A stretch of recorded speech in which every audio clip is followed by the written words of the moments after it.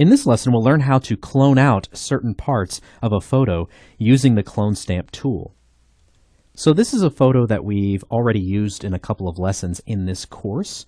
Towards the latter part of our lesson using the healing brush, we learned how we could remove those swooping power lines that we have up there in the sky. And then on our lesson using Content Aware Fill, we learned how we could remove that power line tower there in the background. Now, if we zoom in here, hitting Control equals on our keyboard, there's a couple of additional background elements that I find a bit distracting. Another power line tower back there, as well as this light pole right here, or phone pole, or whatever that might be. I'd like to remove both of those, okay? Now, you could try using a couple of healing tools we've already covered. You could try using the spot healing brush, which again, you're just painting a selection, and then Photoshop is sampling from around that selection to weave in new pixel information to try and preserve tonal and color information. And that worked okay, but you can still see it doesn't look great, so I probably wouldn't try to use that. The healing brush, just to recap, gives you more control in that you can dictate where you source from, okay, while still trying to preserve basically texture, transparency, tonal, and color information, okay? So again, might not give you the best result possible. Now, the Clone Stamp tool works different in that it's just doing a direct copy of wherever you source from. So what I'd like to do really quickly is let's create a new layer to use the Clone Stamp on. If you look up here in the Options panel, you see where it says Sample. I want to have that set to all layers. This is pretty much what you've already seen with some of our other healing tools. But you could also set it to just work on the current layer or the current layer and then all layers that are visible below that layer. But generally, I like all layers, okay? And we've already talked about align. This is something we demonstrated with our healing brush, where you can align the source, okay, that you're sampling from with the cursor or with the brush itself. So we cover that in our lesson 3 with the healing brush. So check that out if you haven't watched it already, if you want to kind of start to understand how that works. So I would probably want to have that for the Clone Stamp if I'm going to kind of be cloning my way up here. Okay, so you can see how that kind of works. Now, Clone Stamp works really nicely when you run into edges. We have the edge of the grass line here and the tree line. The Clone Stamp works much better with situations like that than the healing brush, for example. Okay. Now, right now, you can just right-click. You can choose any brush you want out of your brush preset picker. Okay, even if it's a custom brush you've made. In this case, I'm just using a hard round brush. Okay.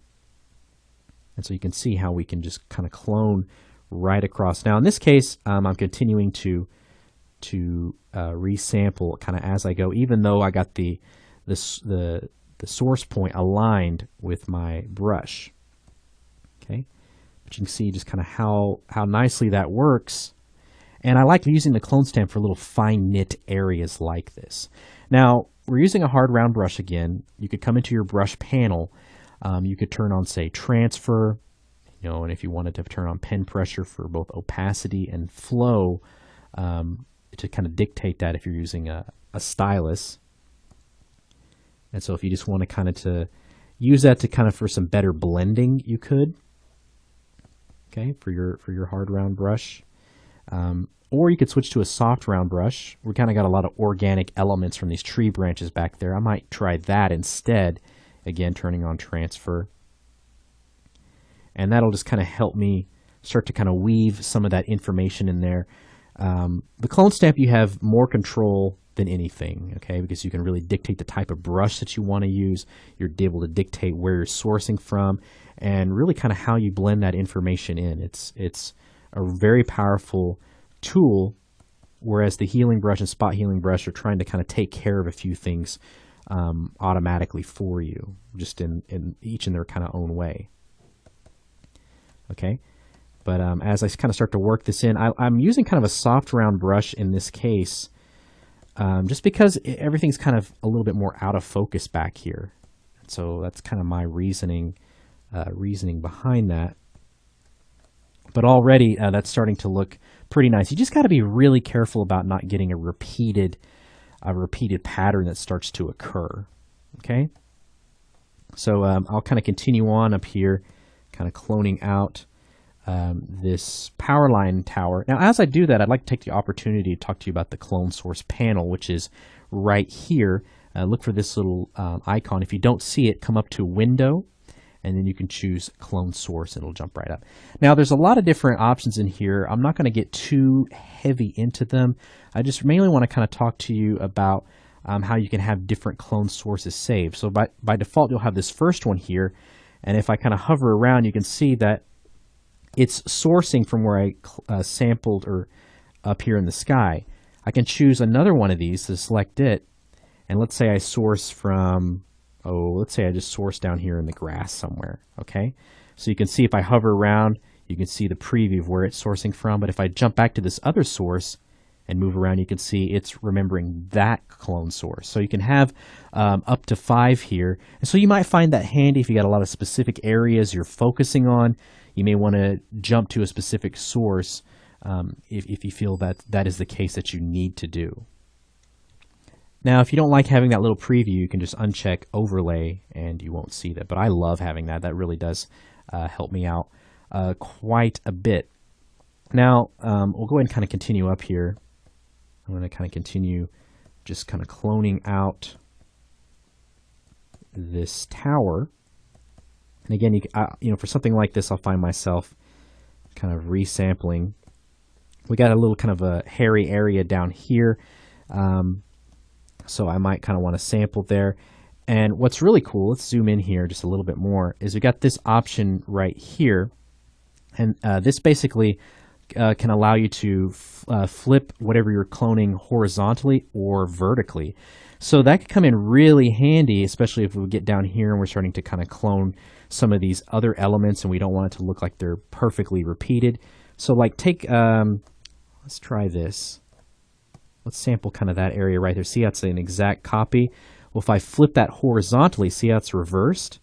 And so I could probably kind of bring that over there, and I could do the same thing, just kind of mixing it up, kind of changing up that horizon line there to where it's not obvious that it's a repeated element. You can do the same thing vertically as well. Now you can also rotate your clone source. So I'll go ahead and sample that there.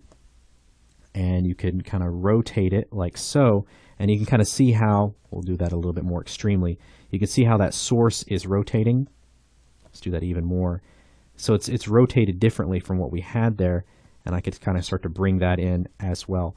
We'll try another spot up here just to make that more clear. See how when I sample that, it's already rotated based off of the value I have right there.